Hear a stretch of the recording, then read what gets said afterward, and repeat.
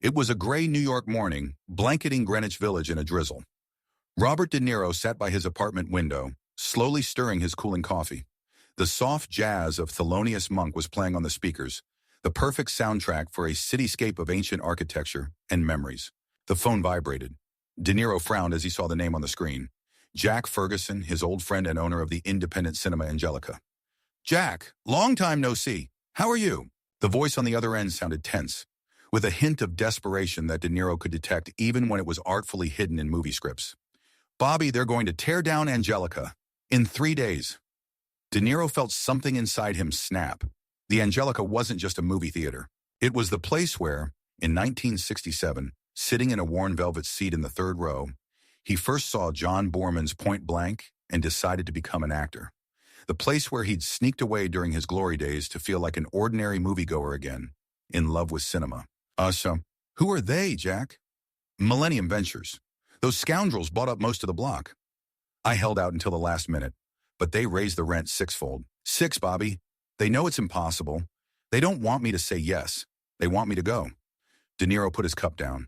The jazz improvisations suddenly no longer sounded soothing. They now sounded alarming, a harbinger of an approaching storm. "Jack, I'll be there in an hour. Don't sign any documents." "It's too late, Bobby. I signed yesterday. I have no choice. I have a daughter in college, medical bills." Jack's voice broke. De Niro closed his eyes. He knew that in recent years Jack had buried his wife after a long battle with cancer, that his daughter had received a scholarship to Brown, but the scholarship could not buy books or housing.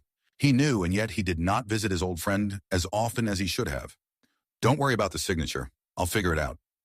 Angelica greeted De Niro with silence, broken only by the sound of his own footsteps on the old marble floor of the lobby.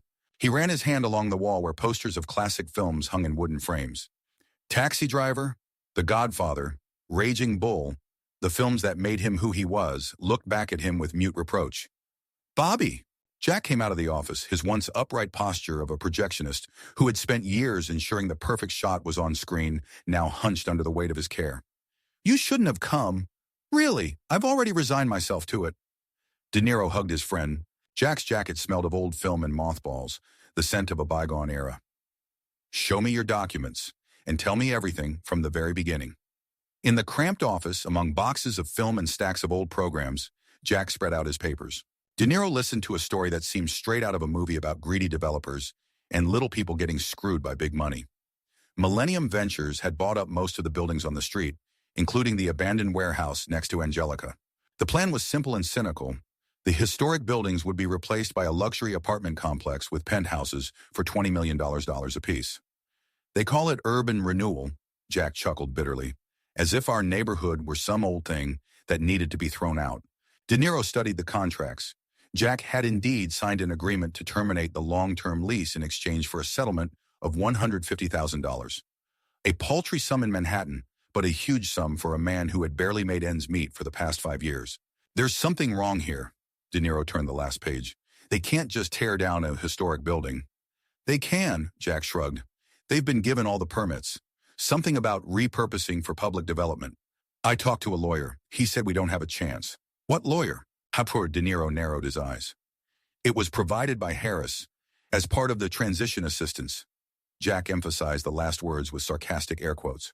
"Who is Harris?" "James Harris, owner of Millennium Ventures. He's a real scoundrel with delusions of grandeur.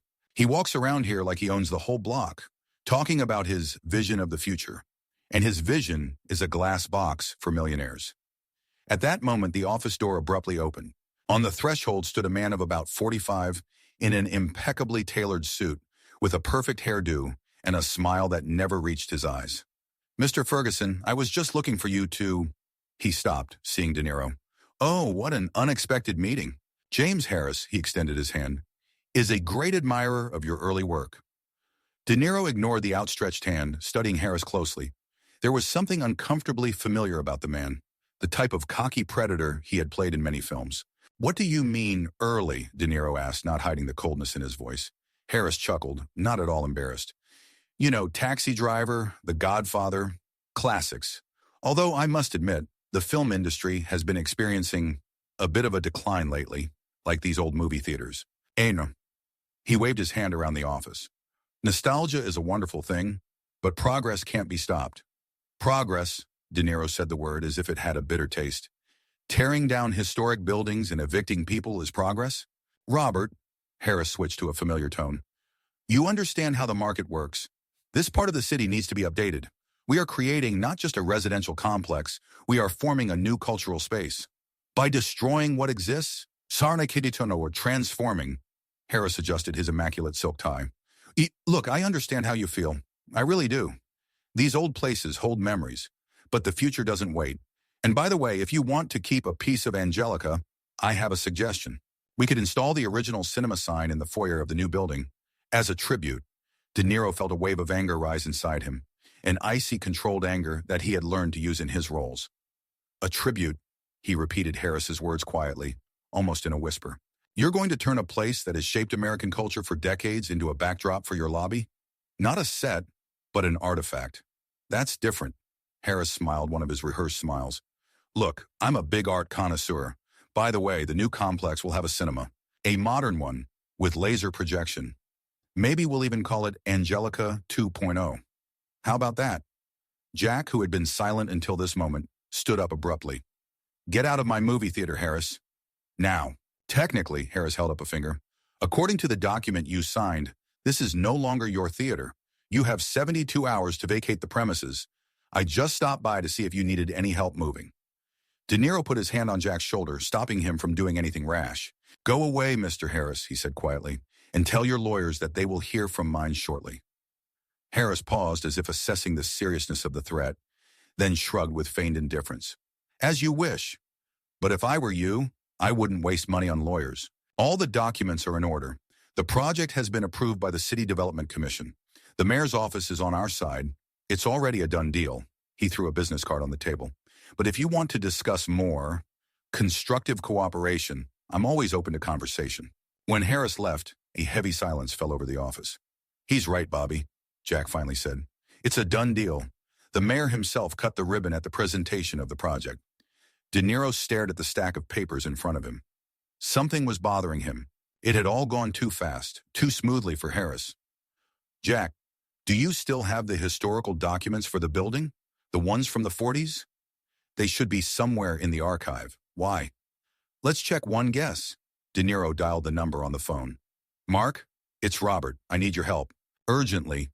Yes, it's important. In an hour at Angelica. And take Sarah from the historical archive with you. By evening, the small theater office had become a makeshift headquarters. Mark Levin, a lawyer who specializes in preserving historic buildings, and Sarah Jenkins, an archivist with the New York City Preservation Society, pored over old drawings and documents. It's incredible, Sarah looked up from the yellowed sheet. Angelica has had the status of a historical monument since 1986. There's a special clause prohibiting demolition. What does that mean? Jack asked with a glimmer of hope in his voice. It means, Mark replied, that the demolition permit issued was illegal. Totally illegal. They had to get a special permit from the Monument Protection Commission, which they didn't even try to request. De Niro looked at the documents in front of him, putting the pieces of the puzzle together. Harris knew, he said finally. That's why he was in such a hurry to sign papers and get permits. He bought someone in the city hall to get around the historical commission. That's a serious charge, Robert, Mark said. But looking at these documents, I'm willing to believe it's well-founded. Jack, De Niro turned to his friend. You said Harris provided a lawyer. Did he by any chance give you a copy of the addendum to the contract? Something to do with your obligation not to take any action against the project? Jack frowned. Yes, there was something like that. A standard clause, said the lawyer. He rummaged through the papers and pulled out a thin stack of documents. Here. Mark ran his eyes over the text and whistled. Wow, this is not a standard clause. This is a complete waiver of the right to challenge the project under threat of not only the return of compensation, but also an additional fine of $500,000. Absolutely enslaving conditions. And illegal, Sarah added. You can't give up the rights guaranteed by the law on the preservation of historical heritage. De Niro felt a determination building inside him. All day he had watched the scene unfold like an actor watching a familiar script. But now it was time to not play from someone else's script, but to create his own. Mark, prepare the documents for the injunction against demolition. The basis is violation of the law on the protection of monuments. Sarah, we need a full historical background on the building. Everything that makes it significant for the cultural heritage of the city. Wait, Bobby, Jack interrupted. You don't understand. I signed the papers. I have to leave. I can't risk a $500,000 fine. You won't sue? De Niro put his hand on his friend's shoulder. I will, as an interested party and someone for whom this building has historical value. He turned to Mark. Is that possible? The lawyer rubbed his chin thoughtfully.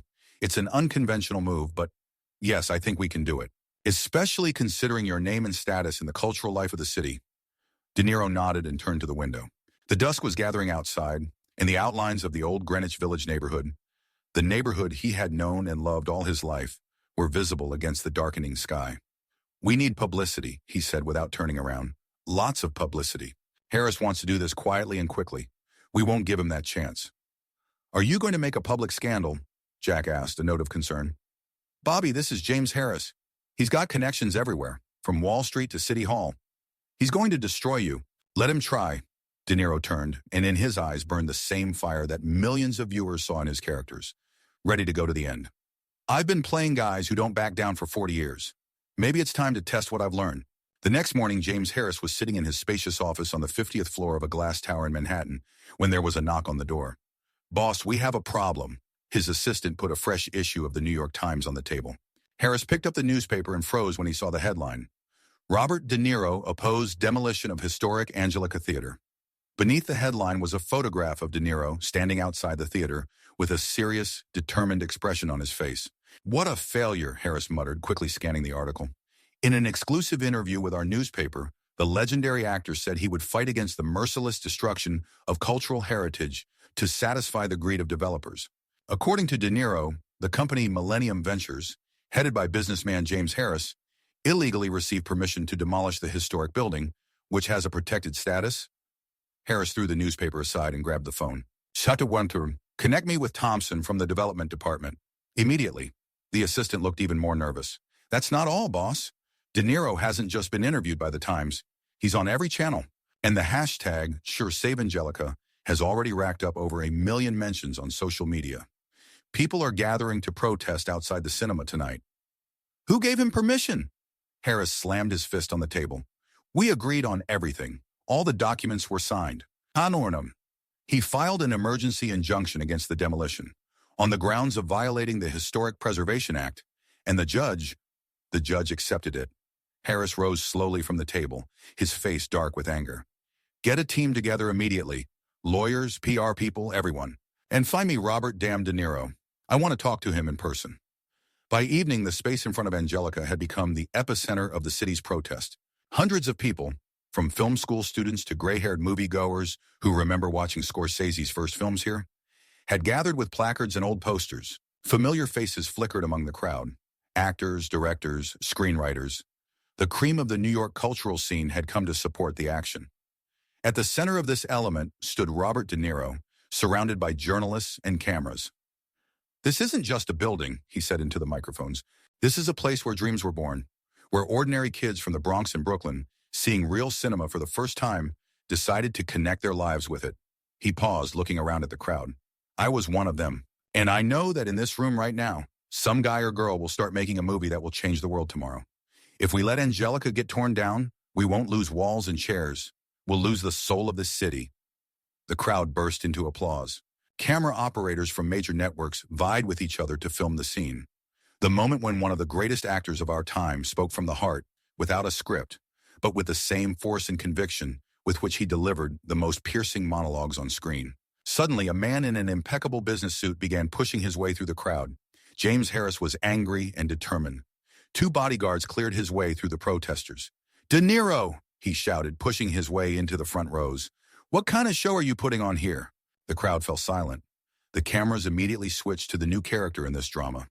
Mr. Harris, De Niro said the name with the same intonation with which his character in The Godfather Part 2 pronounced the names of his enemies. I'm glad you can join us. Perhaps you'd like to say a few words about how you got permission to demolish a building that has historic landmark status? Harris flinched but quickly pulled himself together. This permit was issued in accordance with all the rules, and your action is nothing more than a violation of public order. And by the way, a direct violation of the contract that Mr. Ferguson signed. Oh, you mean the contract that the independent lawyer you provided drew up? De Niro stepped forward. The one in which you forgot to mention that you were going to demolish a building under state protection? It's a misunderstanding. Harris tried to remain confident, but it was becoming increasingly difficult in front of the cameras in the hostile crowd. It's all cleared by the development department. Agreed, De Niro nodded. An interesting word, especially when it turns out that your senior partner, Edward Thompson, is a cousin of the head of this very department. An amazing coincidence, isn't it? A surprised murmur went through the crowd. Journalists feverishly took notes. That's an outrageous accusation. Harris raised his voice. You have no evidence. No? De Niro paused dramatically. It's strange. My lawyers managed to find a whole folder of documents, including personal letters and financial transfers. It seems your company paid consulting services to a firm owned by the wife of this very official. $3 million for consultation regarding an old movie theater. Generous, don't you think? Harris's face turned pale. I don't have to listen to these insinuations, and you will regret it, De Niro. I swear you will regret it. Maybe, De Niro shrugged, but I know what I won't regret. Not standing by while the city's history was stolen. Harris turned sharply and began pushing his way back through the crowd, accompanied by boos and whistles. Come on, go! Someone from the crowd shouted. Go back to your glass tower. De Niro raised his hands, calling for silence. This isn't a victory, he said when the noise died down. This is just the beginning of the fight. Harris won't back down that easily. He has money, connections, influence. But we have something more important. The truth. In this city, which has proven time and again that its soul cannot be bought. He turned toward the Angelica's facade, with its shabby neon sign and old-fashioned frame posters. At that moment, the lights came on, and the theater glowed in the gathering darkness, a beacon for all who believed in the power of art and memory. We're having a movie night tonight, De Niro announced. A free screening for everyone. Let Harris and his lawyers see that Angelica isn't just a building. It's the living heart of New York, and we're not going to let it stop. The crowd erupted in applause. People began lining up at the entrance, and TV cameras broadcast the proceedings live across the city. De Niro stood in the center of the maelstrom, feeling a strange sensation. For the first time in years, he was not playing a role. He was himself, and it turned out to be the most important role of his life. As Jack pushed his way through the crowd towards him, his eyes were full of tears. Bobby, I don't know what to say. I thought it was over. And you? De Niro hugged his old friend. This is just the beginning, Jack. Harris will hit back, and he will hit hard. Did you really find evidence of corruption? I apologize for the misunderstanding. You are right. You mentioned that the artifacts are not active. I will use normal text. Here are 2 additional paragraphs that conclude the first chapter. De Niro smiled slyly. Not yet. But if there's one thing I've learned in 40 years in Hollywood, it's that there are always skeletons in the closet, and people like Harris never play fair. We'll find the proof, Jack. In the meantime, he glanced at the growing line outside the theater. We've got time and the public's attention. At that moment, De Niro's phone vibrated. He glanced at the screen and frowned. The number was unfamiliar. When he answered, he heard a tense female voice. Mr. De Niro, my name is Emma Thompson. I work for the city planning department. And I have information about Harris and his project that you need to know. Documents that should never have seen the light of day. But I can't keep quiet any longer. This is no longer a question of one building. They are planning to destroy the entire historic character of the area. And Angelica is just the beginning. The morning sun was filtering through the dusty curtains of the Angelica office. De Niro rubbed his eyes, trying to clear away the fatigue.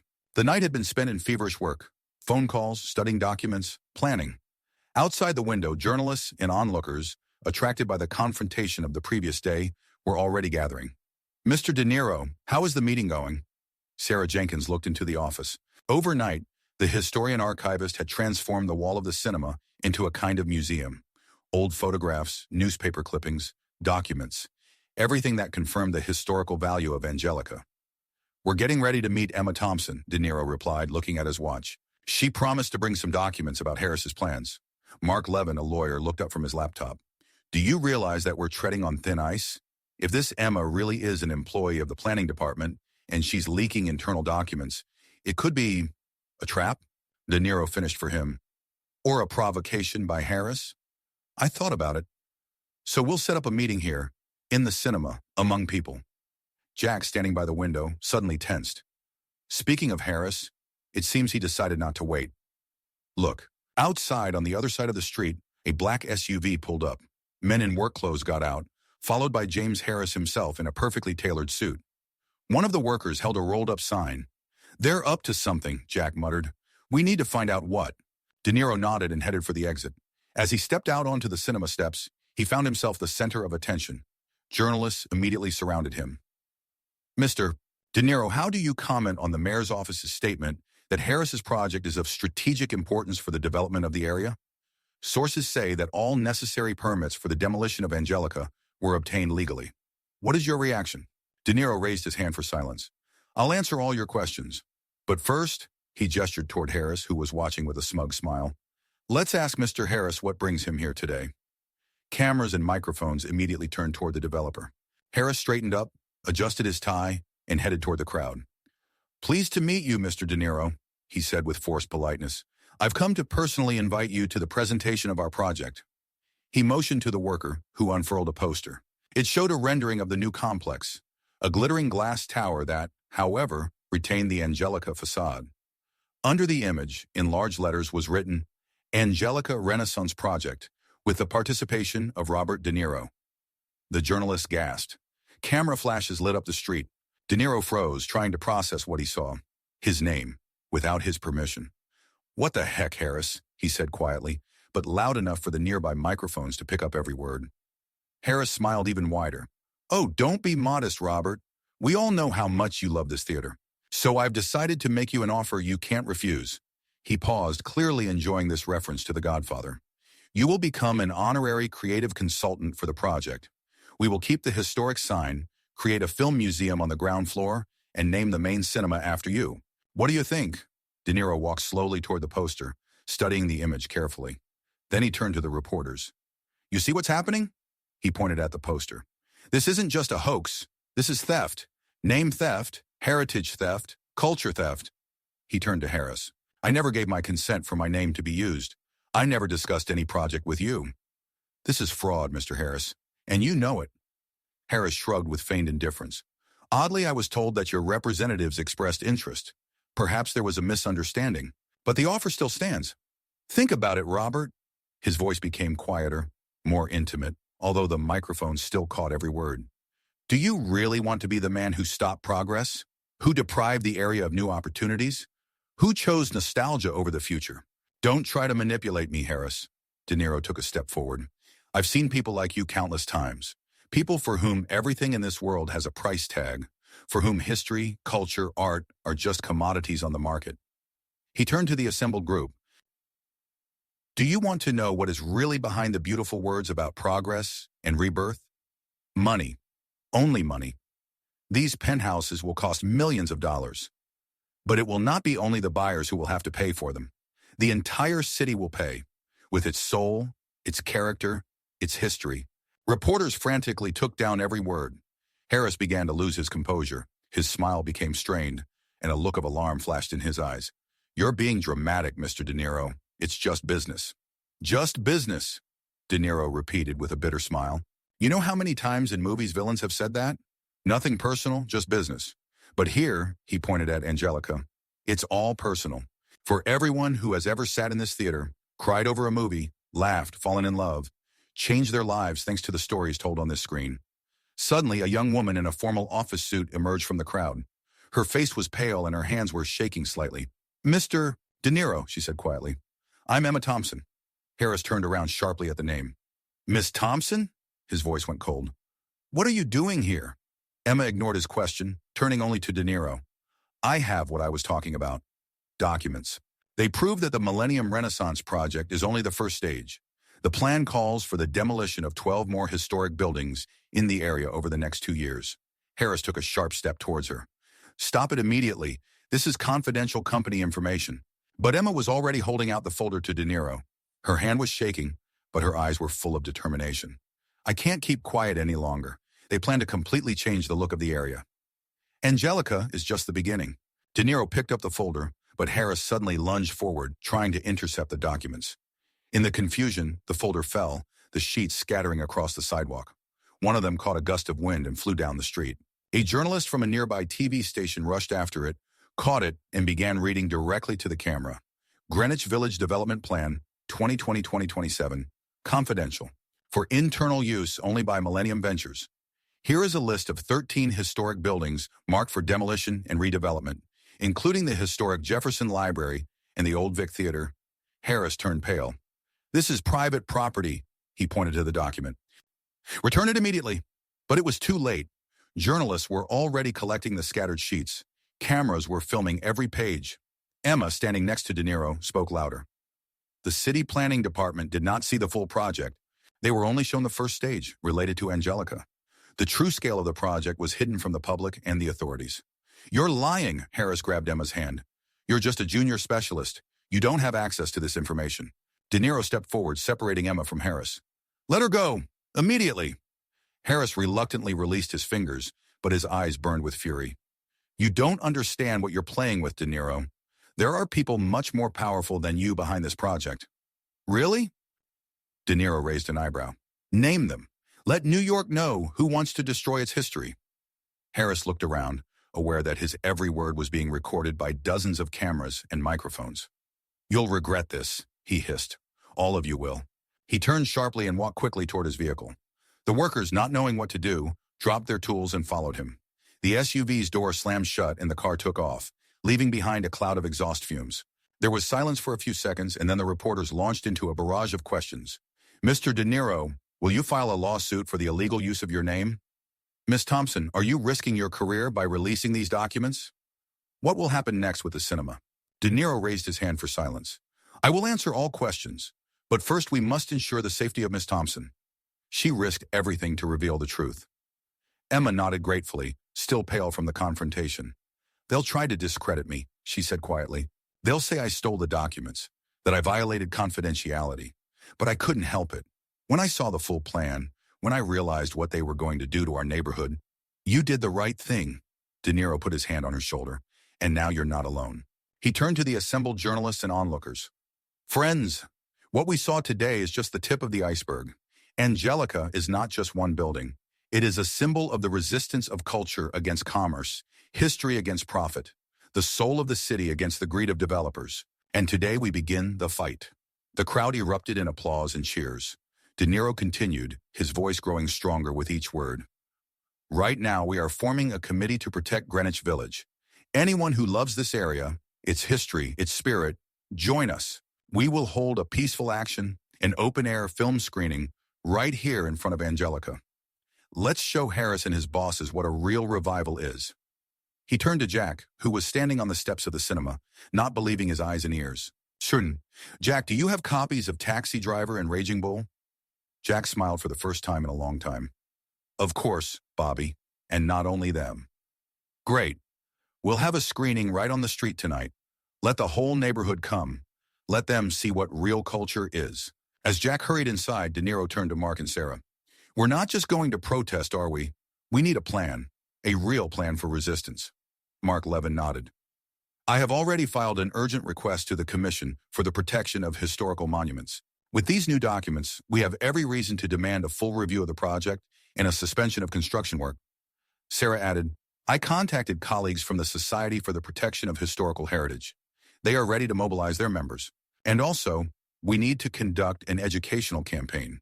Tell people about the history of these buildings, why they are important." De Niro nodded thoughtfully. "But that's not enough. Harris is right about one thing. There are powerful people behind him. We need to find out who they are and show them that history is not for sale." Emma, who had been quietly listening to their conversation, suddenly said, "I know who's behind this project, at least some of them." She glanced at De Niro. "But it's dangerous. Very dangerous. More dangerous than standing by while your city is being destroyed?" De Niro asked. Emma shook her head. "No. That's why I'm here." At that moment, there was a noise from the street. The crowd parted to let a police car pass. Two officers got out and headed straight for Emma. "Emma Thompson?" one of them asked. "You're under arrest for theft of corporate property and breach of confidentiality." De Niro stepped forward. "On what basis?" "We have a statement from Millennium Ventures, sir. Step aside, please." Emma turned pale, but there was no fear in her eyes, only determination. "This is not theft," she said loudly. "This is exposure. I was doing my civic duty."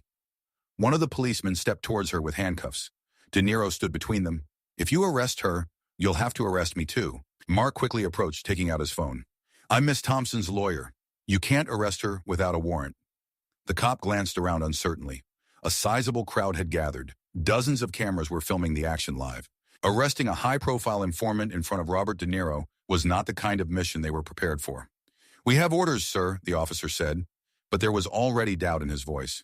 Mark stated decisively, "Show me the warrant, right now." The second policeman whispered something to his partner, who nodded and took a step back. "We'll be back with a warrant," he said, trying to maintain his dignity. "Don't leave town, Miss Thompson." When the police left, Emma breathed a sigh of relief. "Thank you, but they will really come back." With a warrant, Jack returned from the cinema holding a box of films in his hands. "Bobby, you have to see this. Turn on any news channel." They hurried inside the cinema, where an old television was in a small office. The screen was showing a breaking news broadcast. The announcer, with a serious expression on his face, was reading the message. "A major corruption scandal involving Millennium Ventures and high-ranking officials has just come to light. An anonymous source has provided documents showing illegal lobbying by the development company and the city administration. Senator Richardson is named among those involved." Emma pressed her hand to her mouth. "Someone got ahead of us.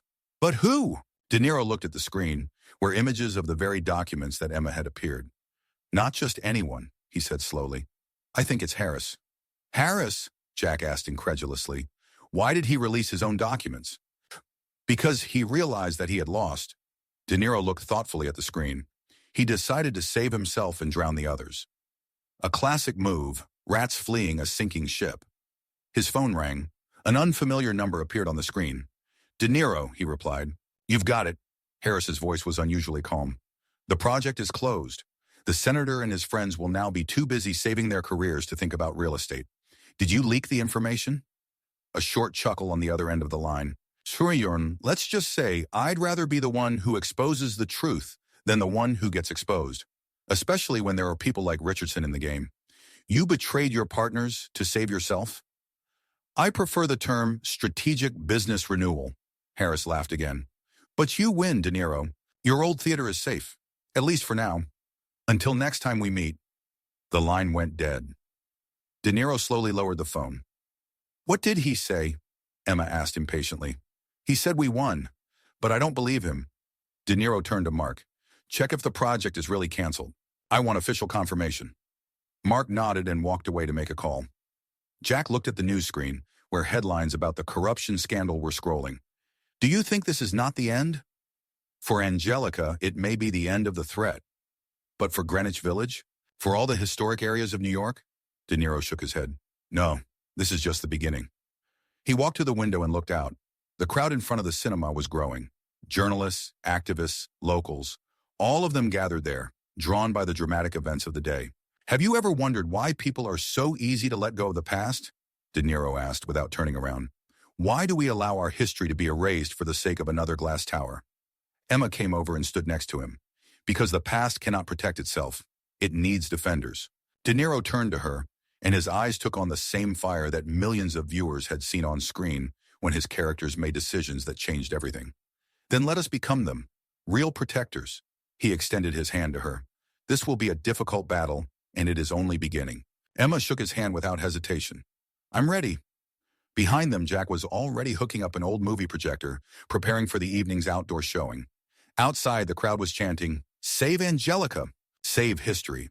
The TV screen flashed images from the theater's past. Premieres, celebrities, ordinary New Yorkers emerging from the screening with dreamy expressions. De Niro smiled. For the first time in his long career, he felt that he was not playing a role. He was living it. And this role could become the most important in his life. The evening screening before Angelica turned into a cultural event. Hundreds of people filled the street, sitting on brought-in chairs, blankets, and even on the pavement. Classic scenes from De Niro films were projected on the white wall of a nearby building. When a young Travis Bickle from Taxi Driver appeared on the screen, the crowd burst into applause. De Niro stood back, watching with quiet pride.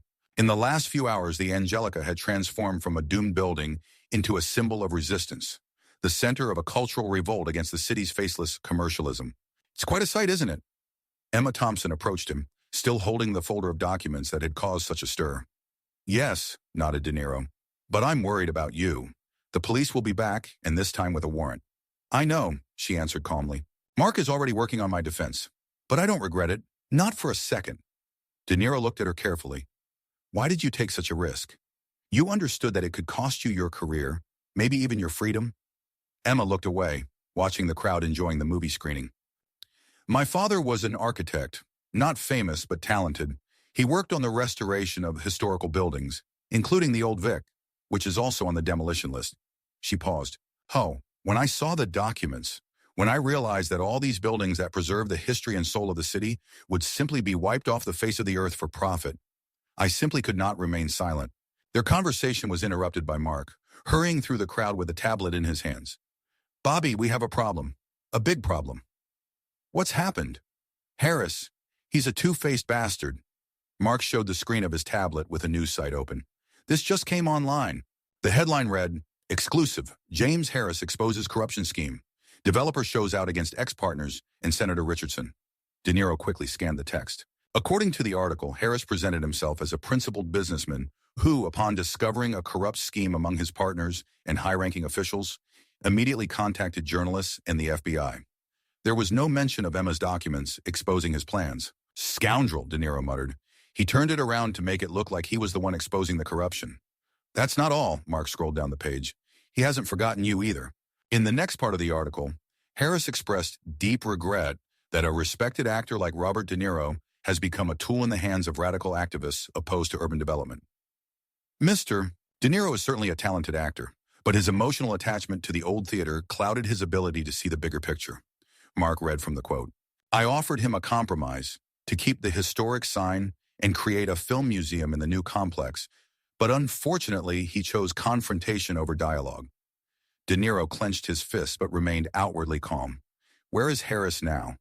He's giving an interview on CNN, playing the role of a corruption whistleblower. Mark shook his head. A stroke of genius, I must admit. He went from loser to hero. Emma looked shocked. But he was behind the whole project. He personally met with Richardson. I have documents to prove it. Which you stole, Mark reminded. He's one step ahead of us. He's already claimed that you're a radical activist who forged documents to discredit him. De Niro was silent, considering the situation. He had spent enough time in Hollywood to know that sometimes the most convincing villains are the ones who seem like heroes until the very end. Jack, he called to his friend who was running the screening. I need access to the Angelica archive. All the records, contracts, meetings, everything you have. Of course, Bobby, but why? Harris has been here before, I'm sure. Long before this whole demolition thing started. We need to find evidence. In the theater's office, among stacks of old tickets, posters, and ledgers, De Niro's team began their search. Emma organized her paperwork, Mark consulted with fellow lawyers over the phone, and Sarah studied historical records about the neighborhood. Here, Jack exclaimed after an hour of searching. 3 years ago, Harris rented a large room for a private showing. Look, here's his signature. De Niro studied the document. What did he show? I had to sign a confidentiality agreement, but... Jack lowered his voice. It was a presentation for investors. They were called Renaissance Group. They showed some architectural project. 3 years ago, De Niro said thoughtfully. So he was planning this long before he raised your rent and forced you to sign a new contract. He knew that Angelica was a historical monument? Of course he did, Sarah interjected. I checked the Historic Landmarks Commission records. 2 years ago, an application was filed to reclassify Angelica and several other buildings on the block. The applicant was Greenwich Future LLC. And who is behind this company? De Niro asked, already guessing the answer. Sarah held her phone up to the screen. I just checked the registration documents. Greenwich Future LLC is a subsidiary of Millennium Ventures. Harris. He was laying the groundwork all this time, Mark said. He was trying to quietly remove the historical monument status so that he could then easily demolish the building. But it didn't work out, Sarah continued. The commission rejected the application. The building retained its protected status. De Niro began to put the picture together. So, he went the other way. He raised Jack's rent, forced him to give up his long-term lease, and then bribed officials to get a demolition permit that bypassed the Historic Landmarks Commission. And when it came out thanks to Emma, Mark added, he instantly betrayed his partners to save himself. Emma, who was sorting through the documents in her folder, suddenly froze. Wait, there's something wrong here. She showed 2 pages lying next to them. This document, with Harris's signature, I've never seen it before. It wasn't in my file. Everyone was bent over papers. One of them was a memo about Harris's meeting with Senator Richardson, dated the previous month. It bore Harris's hasty signature. It's a fake, Emma said confidently. Someone planted it in my papers during the commotion outside when the folder fell. Why would anyone do that? Jack asked. De Niro looked at the document thoughtfully. to build evidence against Richardson, and perhaps against Harris himself, but evidence that can be questioned because it comes from what he called a radical activist who is about to be arrested for stealing documents. My God, Emma paled. It's a trap. He set me up. And you. And even his partners. Harris has twisted the whole situation to suit himself. Mark, who had been looking at the news on his tablet all this time, suddenly jumped up. Here it is. It just came out. FBI launches corruption investigation following James Harris's claim.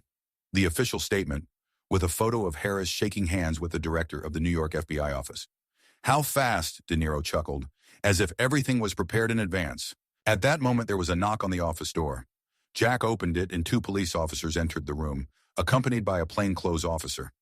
Detective Morrison, Economic Crimes Unit. The man introduced himself, flashing his badge. Ms. Thompson, you're under arrest for the theft of confidential documents from Millennium Ventures and forgery of corporate documents. Forgery? Emma jumped up. I didn't forge anything. We have a statement from Mr.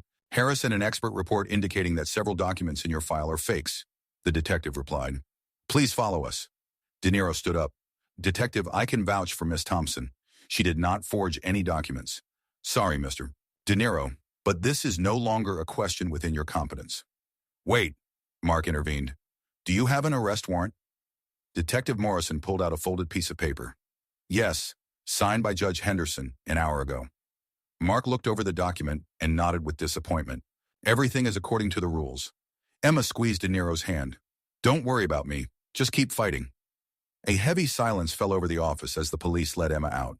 How he figured it all out? Mark broke the silence. Yakram. He planted a fake document, accused Emma of forgery, and portrayed himself as a hero exposer. His project still went down, though, Jack noted. Angelica is still standing. Angelica is only part of the puzzle, objected De Niro. A big project was indeed stopped because of the scandal. But Harris got much more. A reputation as an honest businessman, a fighter against corruption. In 6 months, he will return with a new plan for the development of the area, and who will refuse him? A TV screen, on mute in the corner of the room, showed the news. Harris was being interviewed, looking serious and concerned, like a man who had just made a difficult but right choice. We have to stop him, De Niro said firmly. Not just for Angelica, but for Emma, and for everyone he deceived. But how? Jack asked. He's got the FBI on his side now. De Niro thought for a moment, and then a slow smile touched his lips. You know, Jack, I've played a lot of roles in my career, and some of them have taught me interesting things. Like what, for example? Mark asked curiously. Like how the most dangerous predators always leave traces, and how everyone, even the most cunning con man, has a weak spot. He turned to Sarah.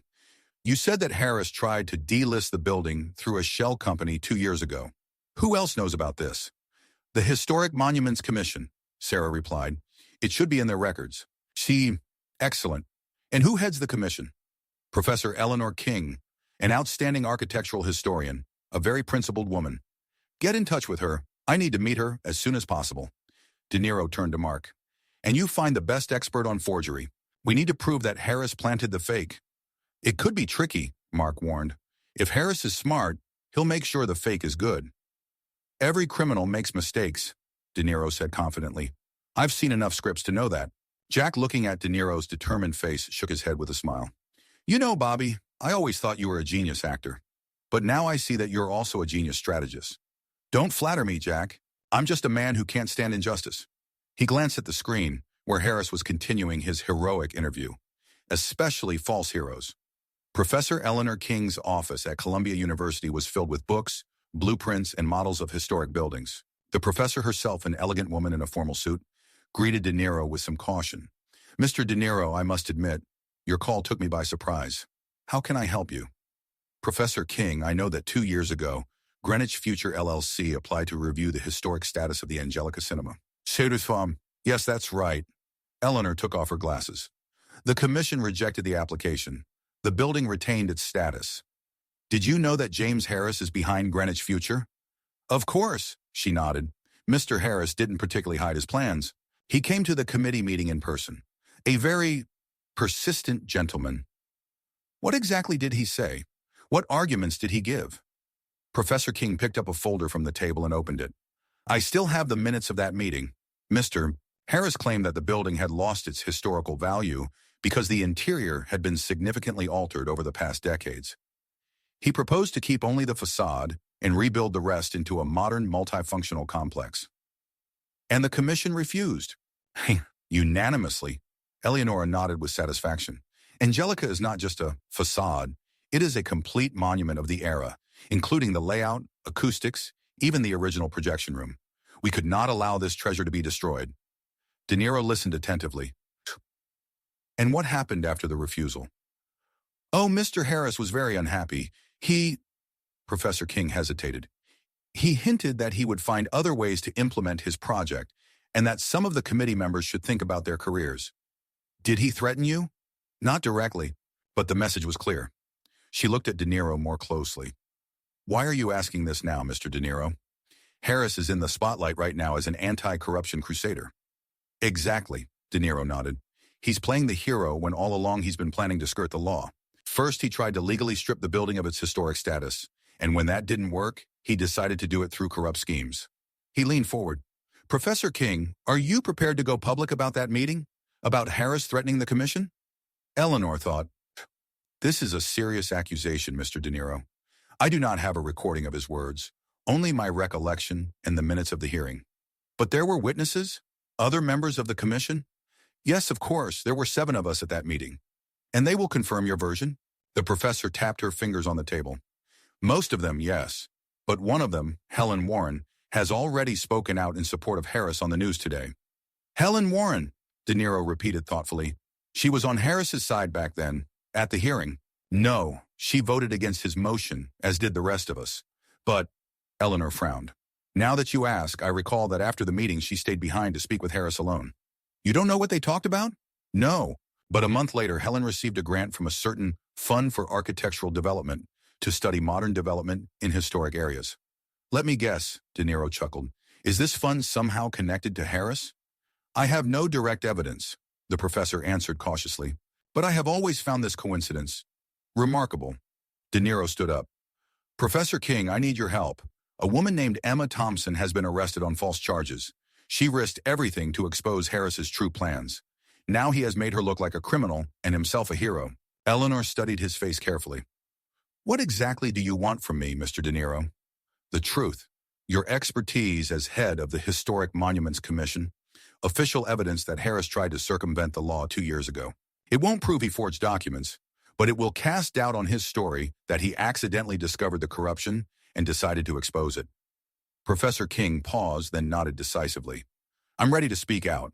Harris is not the man he claims to be, and if my position means anything, I'll use it to protect our city's historic heritage and those who stand up for it. An impromptu press conference was held in the main hall of the Angelica. The old cinema, which had been on the verge of being torn down that morning, was now full of journalists, activists, and concerned citizens.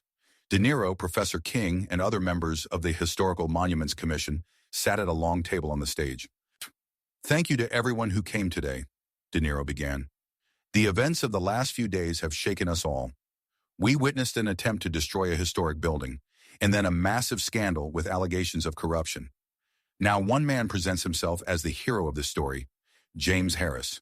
But today we are here to tell you a different version of events. He motioned Professor King to the microphone.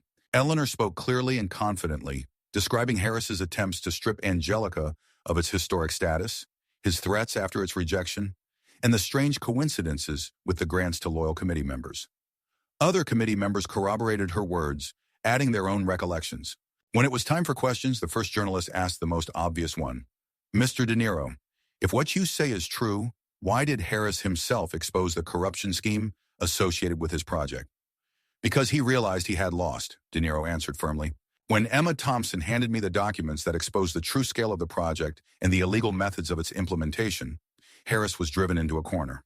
He chose the only way out, to betray his partners, hand them over to the authorities, and present himself as a fighter against corruption. But the documents Ms. Thompson provided were partially forged, the journalist objected. The FBI has already confirmed this. Harris himself planted these documents, De Niro replied. During a scuffle on the street, when Emma's folder fell and the papers flew around. We have witnesses to this incident. He gestured to Mark, who brought with him a tall man in a formal suit to come onto the stage. Allow me to introduce, said Mark, Dr. Alan Forster, a leading expert in document identification and forensic graphology.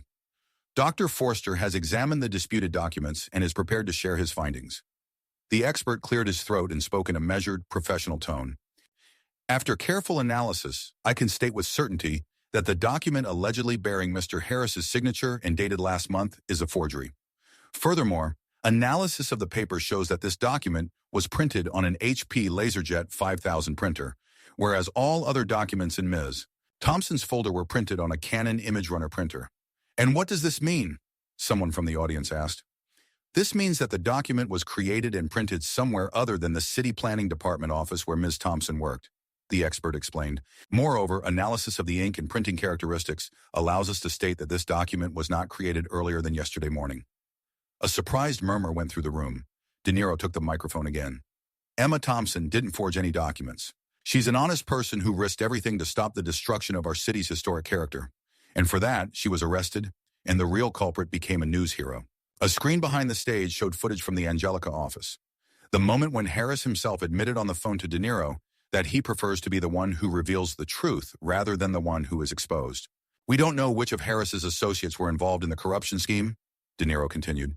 Senator Richardson may indeed be involved, but we do know that Harris is not the man he claims to be, and we will not allow him to use this scandal to clear his reputation and come back with another plan to destroy historical heritage. Journalists scribbled in notebooks, cameras rolled, camera flashes illuminated the stage. The press conference turned into the sensation of the day. Suddenly, the doors to the courtroom burst open and Emma Thompson walked in, accompanied by a tall man in an impeccable suit with an FBI badge on his lapel.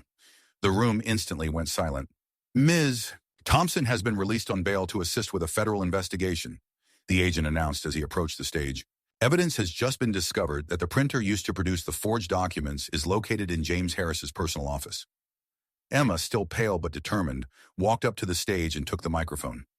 They found drafts of the fake documents in his wastepaper basket. Harris was so confident in his genius that he didn't even bother to destroy them. He was arrested 10 minutes ago, right in the middle of an interview with CNN. A cloud of television and news vans surrounded the Manhattan federal courthouse. A crowd of activists, journalists, and concerned New Yorkers filled the square. Signs reading, "Save our city," "History is not for sale," and "Justice for Emma" waved over people's heads. Days after James Harris' dramatic revelation, the court was about to rule not only on his fate, but on the future of the Angelica and other historic buildings in the neighborhood. Robert De Niro arrived at the courthouse an hour before the hearing was to begin. The cameras immediately turned in his direction, but he ignored the flashing lights and shouts of reporters. His face wore the concentration of a man ready for a showdown. "Bobby!" Jack Ferguson pushed his way through the crowd, followed by Mark Levin and Professor Eleanor King. Emma's already inside. She looks tense, but she's holding up well. "As it should be," De Niro nodded. "She's a real fighter. Have you seen the news?" Mark handed him his phone. "Harris is trying to make a deal with the investigation, offering to hand over the entire scheme and the names of all participants in exchange for a lighter sentence." "Of course he tries," De Niro smiled darkly. "A man of his type is always looking for a way out. First he betrayed his partners, now he is ready to give up everyone else." They walked up the courthouse steps and through the metal detectors. Inside, Emma was waiting for them, talking to her lawyer. When she saw De Niro, her face lit up. "Mr. De Niro, I'm so glad to see you."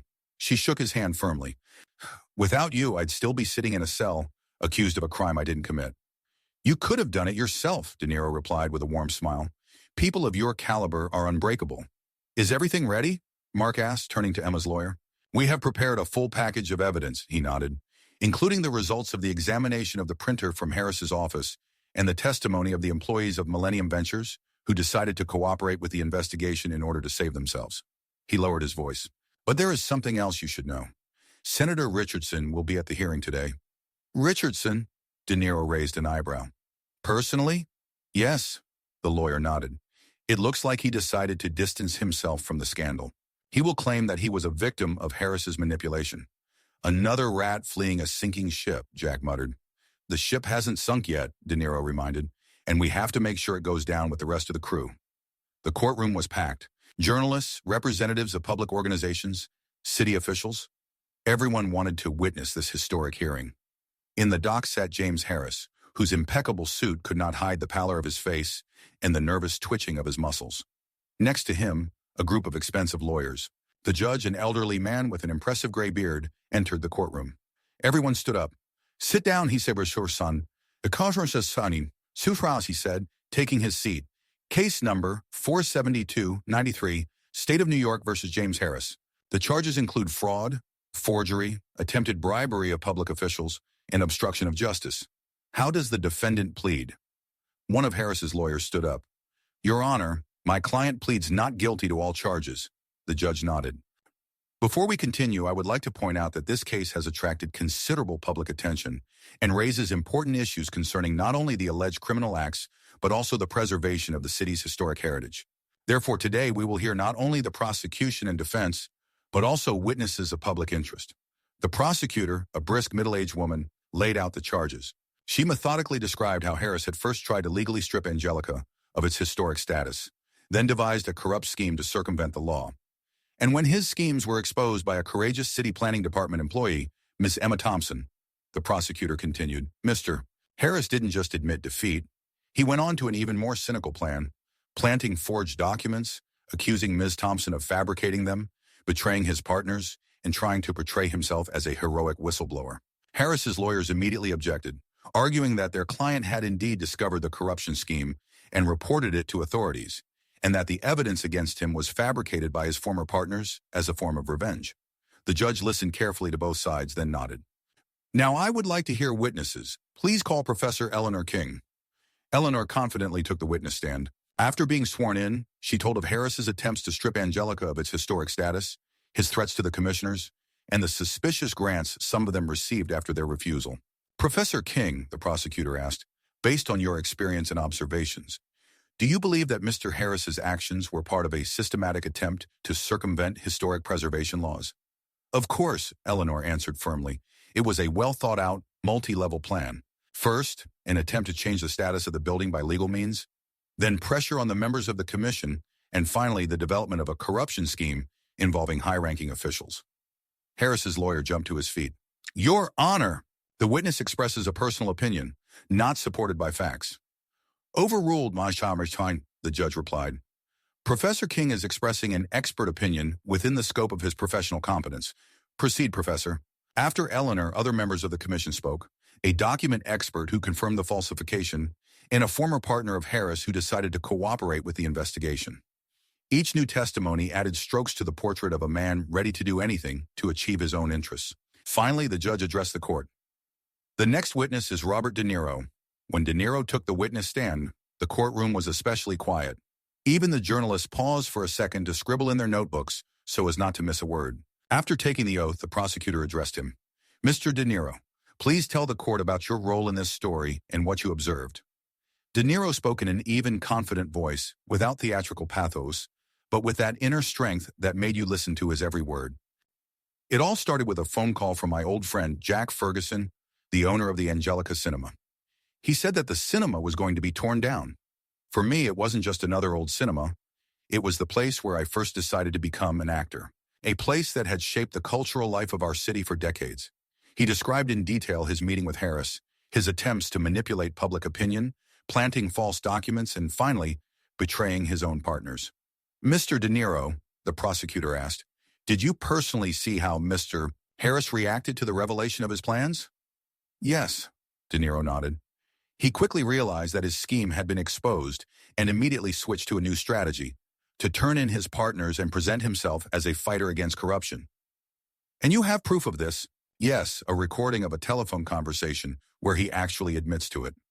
When the tape was played in the courtroom, Harris's face contorted with rage, and he whispered furiously to his lawyer.